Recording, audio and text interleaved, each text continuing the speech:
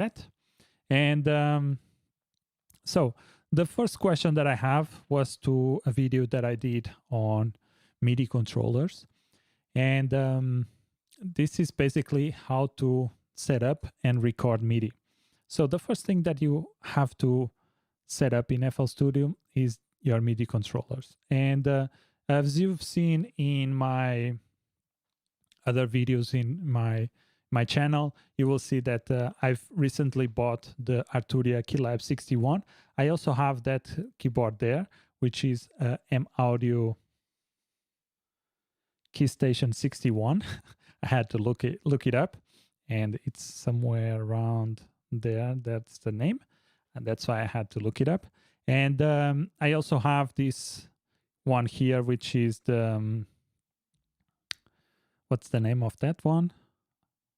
FL Studio Fire. I think it's Fire or Akai Fire, and I really like that that device. It's all MIDI devices. And there's a couple of more stuff that I have here for MIDI, but this is what I have right now that I can show you.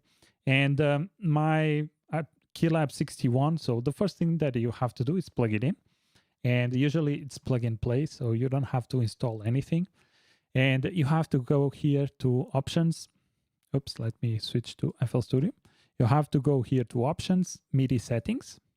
And this is where you have all of your stuff here. And as you can see, I also have a Focusrite USB. I have Focusrite Scarlett 6i6. So that's the interface that I have here in my studio. And as you can see here, I have Arturia Keylab 61 and is enabled. And we have a 0 there, meaning that this is connected to port 0. So that's the basic configuration that you have to do. You have to go here, input and set up. You don't necessarily have to have a port here, as you can see, port 0, but you have to have it enabled. So if I click now on my keyboard, you will see that wheel there, or that knob, going orange. And this means that I'm playing the note on and off, and this is C5, and it tells me the velocity. In this case, 97. If I do it very gentle, 20. If I do it really hard, 123. So if I go here and I disable the Arturia Keylab, I'm still clicking, but you don't see any information there. So the first thing that you have to do is plug it in and then come here to the input devices and put enable. And in the Arturia Keylab, I have it at port 0 because for me to control the plugins, I also have to set up at port 0 in every individual plugin so that I can have them work together. So that's it. And what else?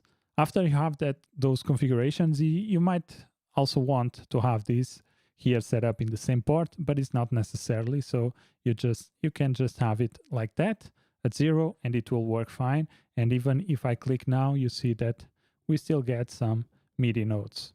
So if I go to the channel rack and I open, let's say, Arturia Keylab or Analog Lab 4, this plugin takes a while, so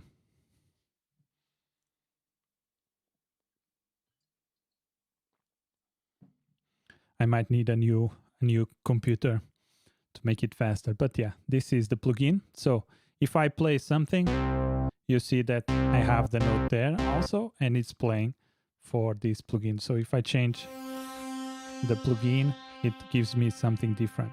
So now if I want to control all of these parameters, that's why I have that 0 port. So I can go here, input port 0, and then if I go back, and if I switch this to Analog Lab, now I can manage to move the plugin, the faders that I have in my keyboard and stuff, and you can see this moving around, and that's why I need that port 0. But you don't necessarily have to put any port. If I put this at 0 or nothing, if I click on the keyboard, it still works. But now if I move the faders, nothing moves. That's why I need this at port 0 so that I can control Analog Lab. But mostly you don't need it. Second thing is, that's it. you are done in terms of setup. The next thing that you have to do is to record stuff. To record stuff, there's some things that you have to do. The first thing is enable the record button, and you have to be careful here. So sometimes you might get a window like this telling you what do you want to record. So let's say you want to record audio in the first try, and you set this one here. Don't ask me this in future. So what happens is that every time you click in that button, it will always only record audio into Edison.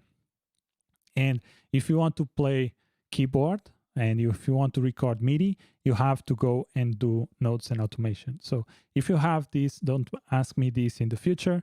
Every time you click on this button, and if you select this for the first time, it will stay the default option. So that's why I leave this always open. And you might have also some of the options in your, like I have in my keyboard, I have a transpose section.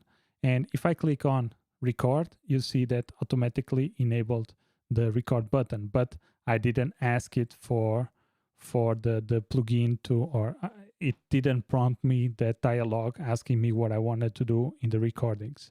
So it's a little bit, sometimes it works, sometimes it doesn't, or sometimes it shows the pop-up, sometimes it doesn't. And that's why you have to be careful about it. So how do you make sure that you are recording MIDI?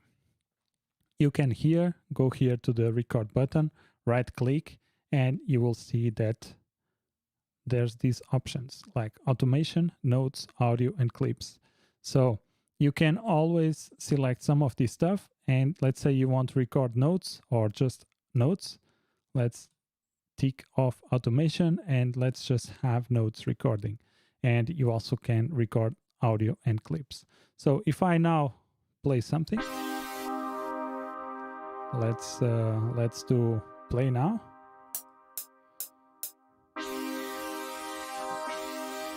And now I have the recording here. So that is that simple. First, you enable the keyboard and then you play the stuff that you want. And that's it. There's nothing more to it. You just have to now record whatever you want and you are set to